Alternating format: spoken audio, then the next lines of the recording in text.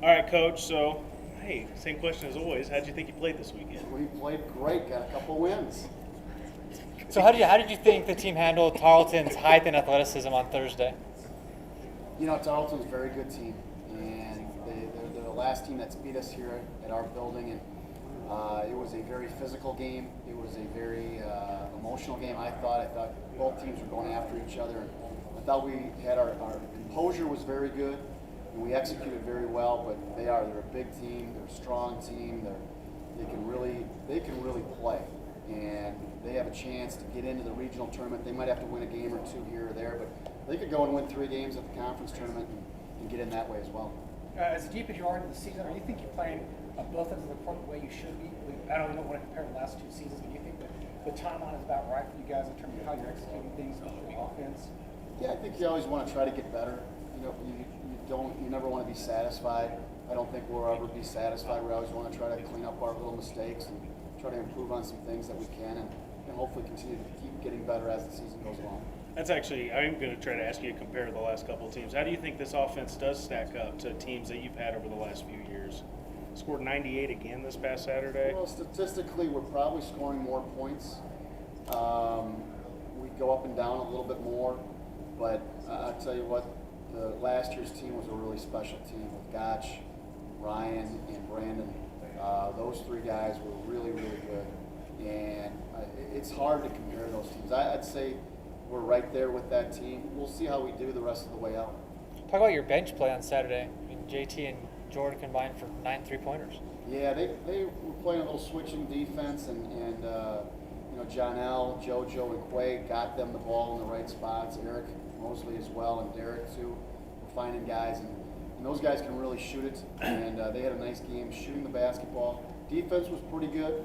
Still get a little bit better there, but when you have got open looks and those guys have open looks, I feel pretty confident that that ball's going in. This deep into the season, I know your rotation is pretty much set, so you know who gets minutes, but you still think there's still guys sort of like JT you talked about, and maybe even Jordan, guys fighting for a few extra minutes. That's you think it's kind of a positive thing, guys still striving for that, and they're going to let you get a few more minutes per game just from here on out? Yeah, Jordan's always played a lot of minutes for us, I think, and has always been someone that we can count on, whether it was last year in the Elite Eight or the regional conference tournament. Same thing as 2 years ago. I think Jordan has really helped us the last 3 years, and so he's been a guy that's always been there. JT's a freshman for us, and he's getting some more minutes. He's doing some good things in practice, and he's working hard in practice, and you try to reward those guys. Hayden Blankley, you never know. He's got a lot of skills. He's just got to figure a few things out. And, same thing with Jake Gerber or or Ty, Marshall Johnson. It's just hard to get on the court with some of the guys that we have right now that are ahead of them. Coach, last week you said your big mission for this weekend was cleaning up the turnovers, perimeter play. Do you feel like you guys did that and saw enough? Yeah, I think we can always take care of the ball even more. I'd like to have 0 turnovers, but yet you've got to take some calculated risks and chances. And then sometimes the defense is just that good. The charges are frustrating to me right now because I think people are just running into us and falling down, and I think they get that charge and it kind of is, I don't know, it's a questionable call. We don't teach that, but some people might do that to try to slow us down. And so that's a turnover if we pick up a charge, and that's something that we've got to try to eliminate. I thought we did a good job of really moving the ball and getting good looks. And to knock down 19 threes is a lot of fun. Preview UT Tyler and Texas Commerce this week. Just going on the road, 2 tough teams. I think Tyler's a lot better than their record. That might just sound like coach speak, but watched them a little bit this morning, and they're really talented. They've got some guys that can really score. And then Commerce, we've always had great battles with them, so it'll be a tough weekend for us. Going back to the charging comment, how do you combat that when you know guys are actively trying to do that just to slow you down? Well, you're exactly right. You've got to have your head up. You got to change speeds a little bit, and you can't just put your shoulder down and go, because you have to expect that they're going to be there.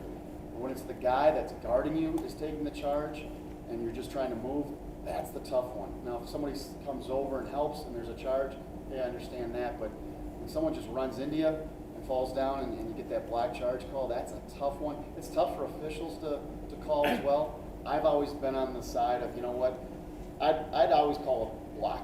I would probably never call a charge on almost anybody unless they've been standing there for 3 seconds. that's just the way I am. If it's a block charge, it should always be a block in my book. I think that arch should go all the way out to a 3-point line. Play basketball, try to get a steal, try to block the shot. I just think it's a dangerous play. But it is what it is. You got to go through it. Games are going to be even more physical as we keep going down the road. And if you're soft or you don't keep playing, then you're going to get beaten. So you got to keep going after teams. Is this the longest on a bus road trip that you guys take this year? No, Okay. and it's really long. Yeah, but I was wondering, what is the difference between this kind of grind when it's an 8-hour, 10-hour trip out to East Texas? Yeah, when we came back from Laredo, that was a 10-hour drive back. When we go to Western Silver City, that's 8 hours over, and then go to UTPB, that's 6 hours, and then back. This one is long. I mean, it's a good 7 hours over to Tyler, and then go to Commerce, and then come back. But we'll have a great bus driver. We're taking a charter bus. We're used to it. The guys are used to it. We've got our routine, and so we'll get through it. But it's the grind of the season this late in the year. You've traveled, been doing a lot of traveling. We went up to St. Joe's, Missouri. That was over 10 hours as well to start the season. So our guys have traveled a lot, but hopefully we can continue to travel. Maybe we can host a regional. Maybe we can get into the regional. Conference tournament, same thing. The following weekend, we'll be over in Frisco. So you got to get used to traveling. Speaking of regional rankings, they come out Wednesday. Any idea where you think you're going to fly? Yeah, the rankings will come out Wednesday. I think it's really tight. I think us and St. Ed's will be either 1 and 2 or vice versa, 1A, 1B, something like that. They have 2 losses. We have 1. They did beat us, so I'm not sure how much stock they'll put into that. And then Kingsville is right up in there. Angelo, Black Hill State, Dixie State are some of the teams that might be in the top 5. And then there is a ton of teams fighting for those rest of those spots. So there's a lot of basketball yet to be played, the conference tournaments, and it'll be interesting to see what happens with those regionals when they come out.